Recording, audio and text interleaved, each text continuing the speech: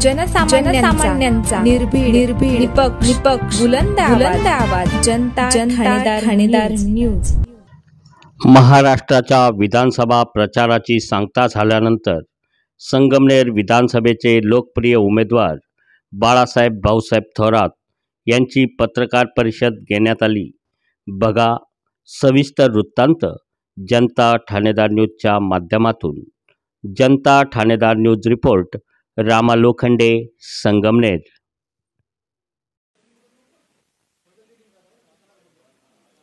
नंतर मध्ये बोलू नका कोणी, मात्र नंतर कोणी बोलू नका। करू सुरू। सगळ्यांना नमस्कार। महाराष्ट्राच्या विधानसभेच्या प्रचाराची आज सांगता संपूर्ण महाराष्ट्रामध्ये होती आहे।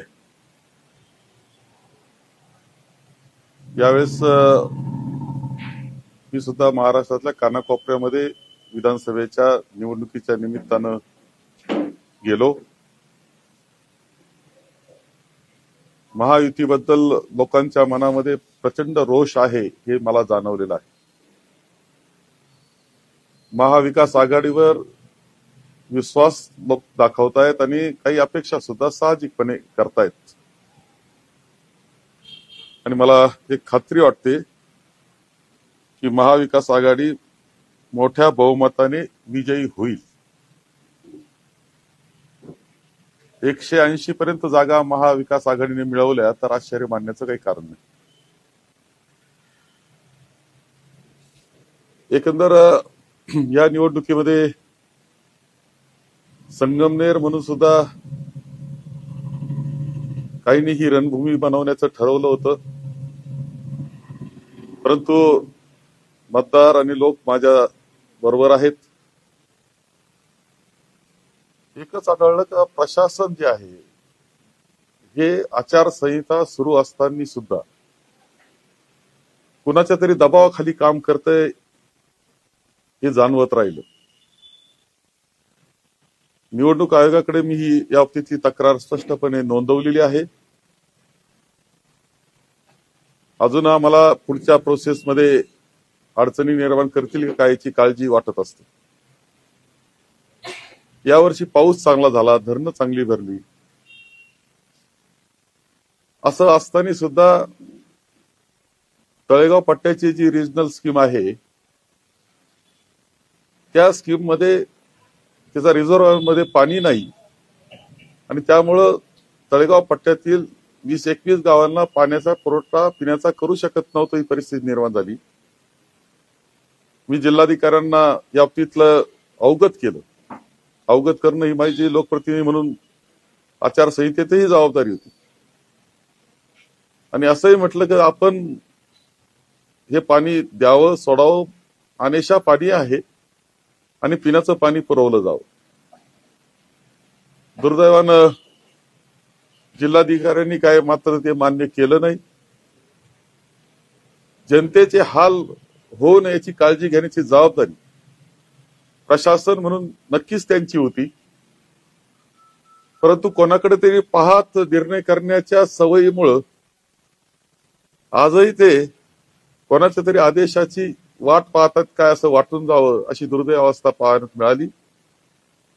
तळेगाव पट्ट्यामध्ये नागरिकांच्या पिण्याचे अडचण झाली, म्हणजे मला त्या बाबतीत वाईट वाटते हे मी स्पष्टपणे या निमित्तानं सांगतोय। एकंदर फिरत असताना राज्यामध्ये फिरत होतो, त्याबरोबर संगमनेर आणि शिर्डी मतदारसंघावर मी लक्ष देण्याचा प्रयत्न केला। शिर्डी मतदारसंघात सुद्धा मी जे काही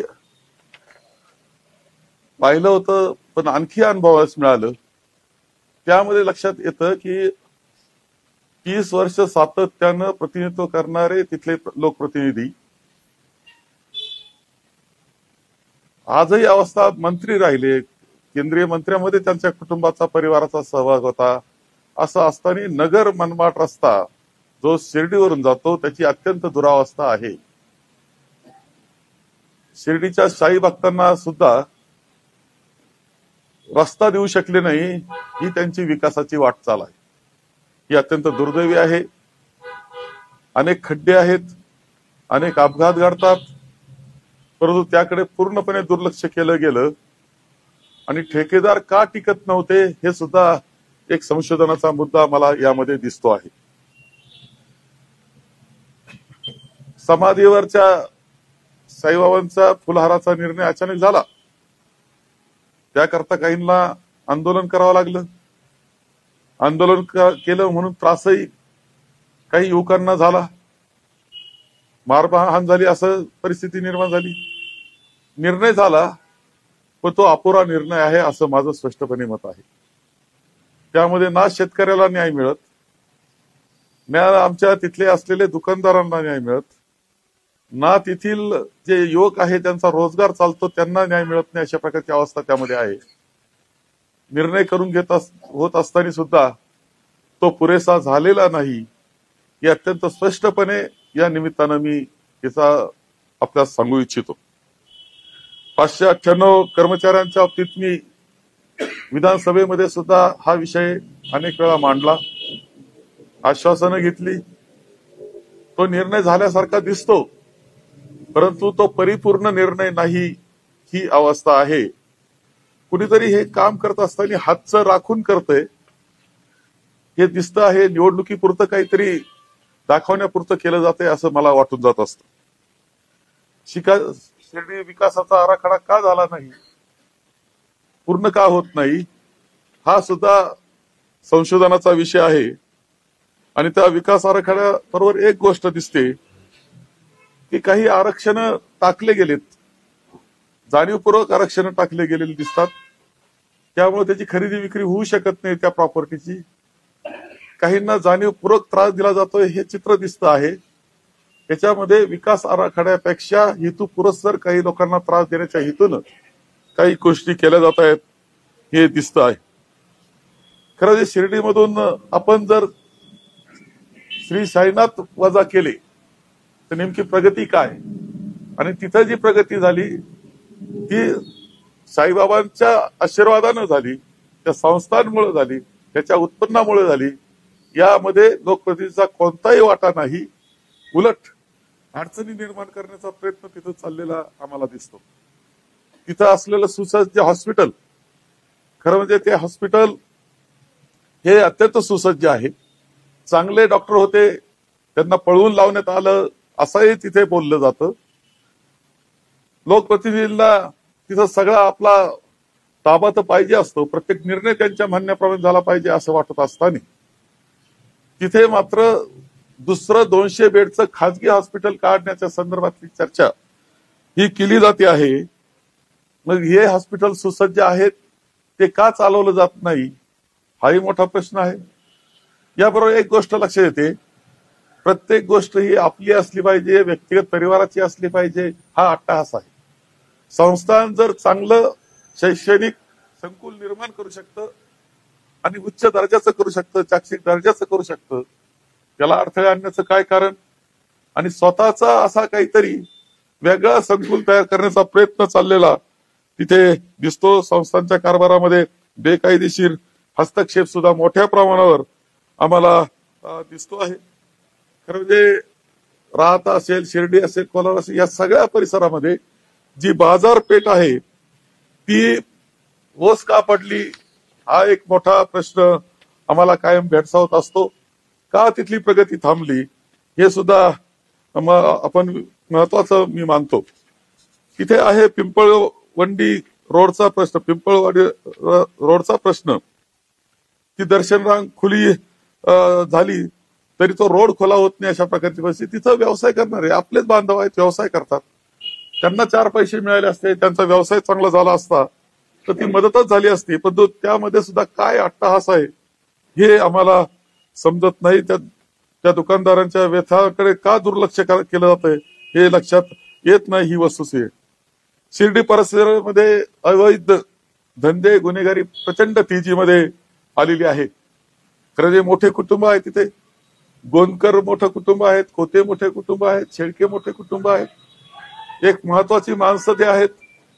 पण त्यांच्यावरच आता जर हल्ले सुरू होत असतील तर सर्वसामान्याची अवस्था काय असेल हे वेगळं सांगण्याची काही आवश्यकता नाही. ही परिस्थिती आपल्याला शिर्डीमध्ये पाहावयास मिळते आहे. एकंदर ही सगळी परिस्थिती दुर्दैवी आहे.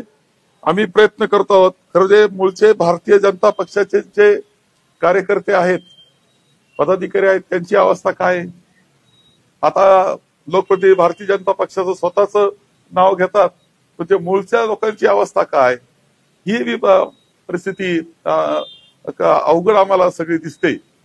यामध्ये मी आपल्या या निमित्तानं आवाहन करू इच्छितो आमच्या शिर्डीकरांना आणि राहता शिर्डी मतदारसंघातल्या सर्वांना.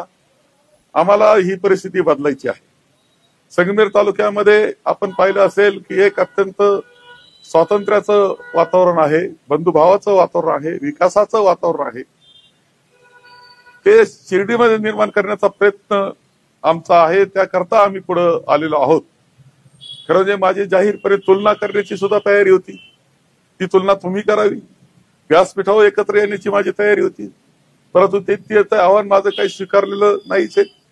परंतु ही परिस्थिती त्या मतदारसंघाची बदलून तिथलं सुद्धा एक खुलं वातावरण तयार करणं, बंधुभावाचं वातावरण निर्माण करणं, विकासाची वाटचाल करणं, त्यामध्ये सर्वांना बरोबर घेऊन करणं, जनतेला सर्वांना बरोबर त्या विभागातल्या घेऊन करणं, हे उद्दिष्ट ठेवून आम्ही भाग घेतलेला आहे.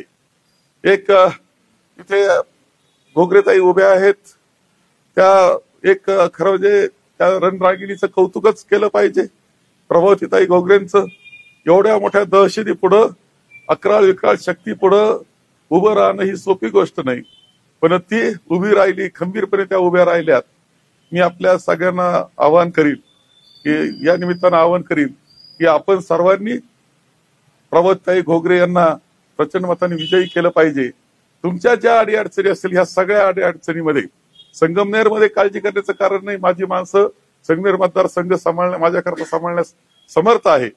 मी पूर्ण वेळ हा शिर्डीला देण्याकरता तयार आहे आणि तिथले हे सगळे प्रश्न मार्गी लावून एक अत्यंत स्वच्छ असं वातावरण निर्माण करण्याकरता आम्ही पूर्णपणे प्रयत्न करू. वेळ प्रसंगी संघर्षाची वेळ आली, रस्त्यावर येण्याची वेळ आली तरी येण्याची आमची तयारी आहे.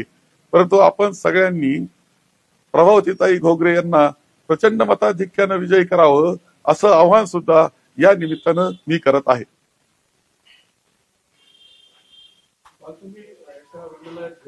कार्यकर्ते जखमी आहेत, तर समोरच्याकडून कळतंय की त्यांच्या 2 कार्यकर्त्यांना मारहाण झाली. ते कुठल्या हॉस्पिटलला आहे आणि तुमचे जे 2 कार्यकर्ते आहेत ते सिटी केअरला आहेत.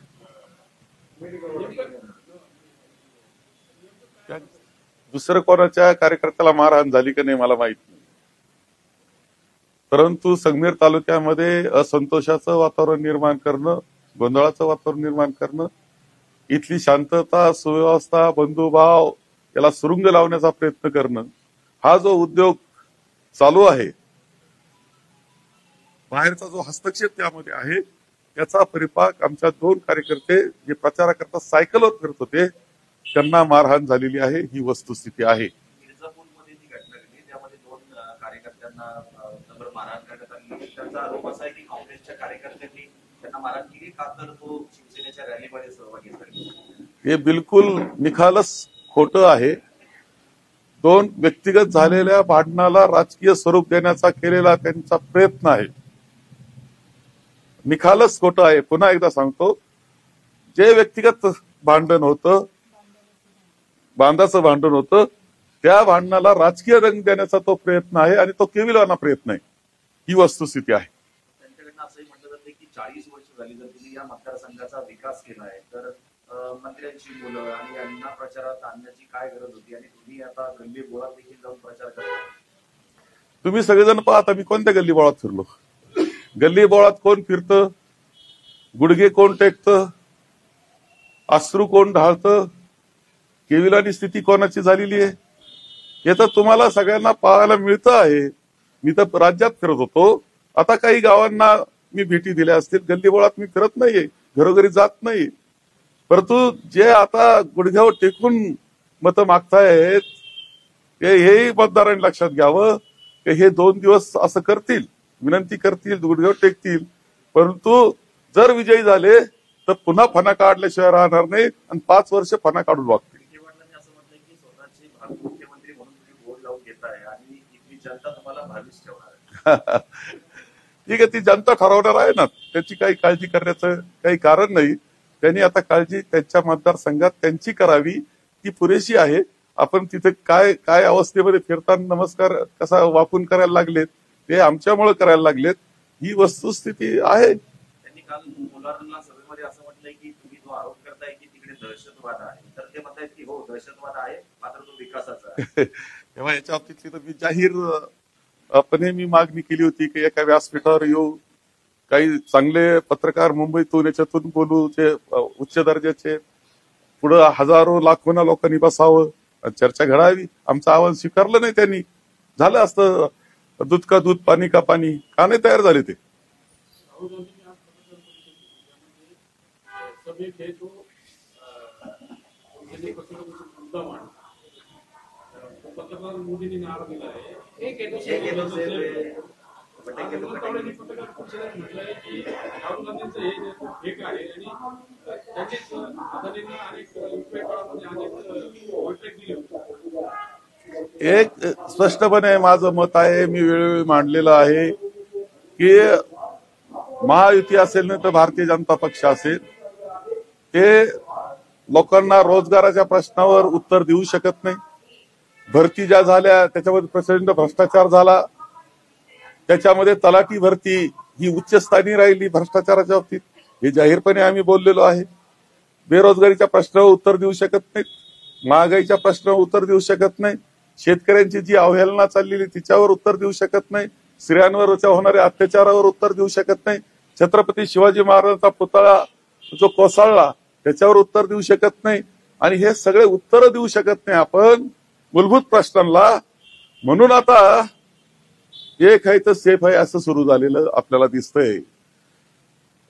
म्हणजे या सगळ्या गोष्टी आहे. आता जातीत वाद लावणं, धर्मात वाद लावणं याकरता सुरू केलेलं उद्योग त्यांचे आहेत.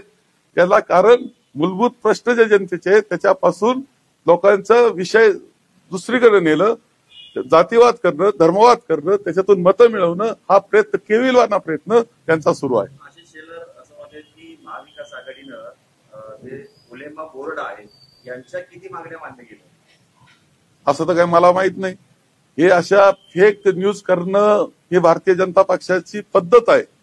काहीतरी पसरवणं, खोट्या सोशल मीडियाच्या माध्यमातून खोट्या बातम्या पसरवणं ही त्यांची कार्यपद्धतीचा भाग आहे. आम्ही त्या संगनेरमध्ये सुद्धा अनुभवलं. लाखो रुपये खर्च करून संगनेरच्या बाबतीत सुद्धा फेक न्यूज तयार केल्या, त्या पाठवल्या गेल्या. भारतात सुद्धा तेच काम ते करतायत, महाराष्ट्रात ते काम करतायत. फेक न्यूज करायचा आणि माणसांच्या मनामध्ये विष घालवण्याचा कार्यक्रम आहे, त्याचा तो भाग आहे. विनोद तावडे म्हणतायत की नरेंद्र मोदींनी देशातल्या 25 कोटी जनतेला गरीब देशाच्या उंबर काढलं. काही म्हणतील ते खरं काय ते लोकांना विचारलं पाहिजे, लोक त्याचं उत्तर देतील. लोकसभेला तुमचा आकडा घसरला कसा? तुम्ही मोदी सरकार म्हणायचे, आता मोदी सरकार म्हणण्याचं बंद का झालं? एनडीए सरकार म्हणण्याची वेळ का आली तुमच्यावर? जर तुम्ही इतकं जर लोकांच्या जीवनामध्ये आनंद निर्माण केला असेल तर ही वस्तुस्थिती आहे. आणि महाराष्ट्राच्या बाबतीत यांच्या भारतीय जनता पक्षाच्या कालखंडामध्ये जो 2014ला सुरू झाला, 24 पर्यंतचा विचार करता आमच्या काळात तर 2 वर्ष कोरोना होता, आमच्या अडचणी होत्याच. परंतु या काळामध्ये महाराष्ट्राची सगळे जे निकष आहेत विकासाचे, त्या सगळ्या निकषामध्ये घसरण झालेली आहे. हा अहवाल स्वतंत्र संस्थांचा आहे, स्वायत्त संस्थांचा आहे. काल सुप्रिया सुळेंनी देखील संकेत दिले, तुम्ही महाराष्ट्राचे मुख्यमंत्री म्हणून निर्णय झालाय. शरद पवारांनी सुद्धा म्हटलं माझा उद्देश एक आहे, मी पक्का आघाडीचा माणूस, महाविकास आघाडीचा. आणि म्हणून आवाहन मी करत असतो की महाविकास आघाडीचा उमेदवार जिथे जिथे असेल त्याला पाठिंबा द्या, मदत करा. मी एवढंच पाहतोय की ही महायुतीची भ्रष्ट असे प्रकारचं जे सरकार आहे, जे असंविधानात्मक पायावर आहे, त्याला संविधानाचा आधार नाही, बेकायदेशीर ते भ्रष्टाचाराच्या पायावर आधारित उभं राहिलेलं आहे. ते पहिलं घालवणं.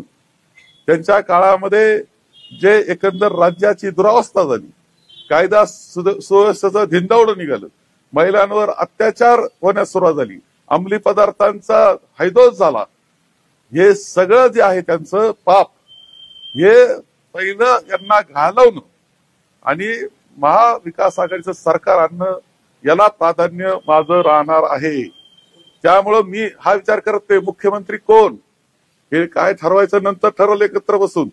आजचा विषय एकच की महायुतीचं भ्रष्ट सरकार घालवणं आणि महाविकास आघाडीचं आणणं यावरच आम्ही काम करतोय. शरद पवारांना जे जमले नाही ते अमित शहानी करून दाखवलं. दौंडमध्ये आज देवेंद्र फडणवीसांनी आता काय करून दाखवलं, कोणता पराक्रम गाजवला हे काय मला माहित नाही, त्यावर मी काय बोलू इच्छित नाही. राज ठाकरेंनी आज सभेत टीका करताना राहुल गांधी हे सावरकरांवर काहीही बोलतात आणि छत्रपती शिवाजी महाराजांचा पुतळा सुद्धा हातात घ्यायला ते तयार नसतात आणि आमचे उद्धव ठाकरे त्यांच्याबरोबर स्वार्थासाठी घेतो असं वक्तव्य केलं. नाही, काहीतरी वक्तव्य करता येते. छत्रपती शिवाजी महाराजांचा पुतळा हातात घ्यायला तयार असं कुठं झालंय?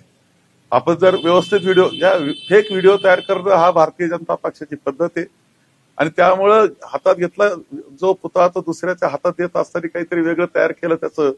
आता सध्या सुद्धा चालू आहे मोडतोड कार्यक्रम त्यांचा फार मोठा असतो. त्यांना छत्रपती शिवाजी महाराजांबद्दल प्रचंड आदर आहे हे त्यांनी जाहीरपणे सांगितलेलं आहे. मी कार्यक्रमात होतो कोल्हापूरच्या छत्रपती शिवाजी महाराजांबद्दल तिने आदर व्यक्त केलेत. आता बाकी वक्तव्याबाबतीत जर काही त्यांनी वक्तव्य केलं असेल तर वक्तव्याचं जे वादविवादातून मोडलं पाहिजे, म्हणजे खोडलं पाहिजे. त्यांनी जर वक्तव्य केलं असेल काही दुसरं तर विवाद केला पाहिजे त्याच्यावर. हे विवाद करायला तयार नाही असं चित्र आहे, कारण त्यांचं उत्तर नाही. देखील जे विधानाला ते मत घेऊन चाललं असं समोर आलंय जे त्यांनी विधान केलं होतं.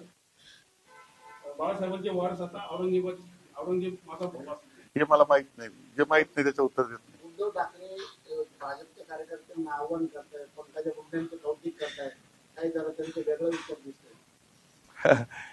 जे काही खरं बोलत असतील तर कौतुक केलं पाहिजे असं असतं. आता आम्ही सुद्धा गडकरींच्या काही वाक्यांचं आम्ही कौतुक करत असतो. खरं बोलण्याचे सगळ्याच वाक्यांचं नाही कौतुक करीत, पण काही वाक्यांचं कौतुक आम्ही करतो ज्यावेळेस ते खरं स्पष्ट बोलतात. असं एक शेवटी राजकारण आहे. राजकारणामध्ये मतभेद असू शकतात, परंतु काही गोष्टीवर एकमत असू शकतं. काही गोष्टी एकमत झालं असेल त्यांचं. फडणवीसांनी दाखवला सगळे तो जो होता तो उपदिक टोला जो होता तो डोमानींनी केला होता. ओडजिया जे आहे पवार ठाकरे आणि पटोलेकर शक्ती तो उपदिक होता. मात्र फडणवीसांनी त्याचं स्टेटमेंट म्हणून वापरलं. मला माहित नाही, पण एक वोट जे आजचं बोलतात ते, आणि माझं स्पष्टपणे त्यामध्ये म्हणणं आहे की लोकसभेच्या वेळेस जे मतदान झालं त्याला वोट. अरे परंतु आम्हाला कांदा उत्पादक शेतकऱ्याचे तुम्ही हाल केले, त्यांनी आम्हाला मतदान केलं, मग त्याला काय कांदा जिहाद म्हणायचं का? शेतकऱ्यांचे हाल केले त्यांनी आम्हाला मतदान केलं, आम्हाला महिला वर्गानं मतदान केलं अत्याचाराच्या विरोधामध्ये, मग त्याला काय महिलांनी घेतलेलं जिहाद म्हणायचं का? असं आहे की लोक हे निर्णय देतात की राज्यघटना वाचवण्याकरता, लोकशाही वाचवण्याकरता. त्यावेळेस लोकसभेमध्ये ज्यावेळेस महाराष्ट्रात खूप चांगला निर्णय दिला त्याला ते जिहाद बनायला लागले. हे आश्चर्यच आहे. ही घटना राज्यघटना वाचवण्याकरता लोकांनी निर्णय दिलाय.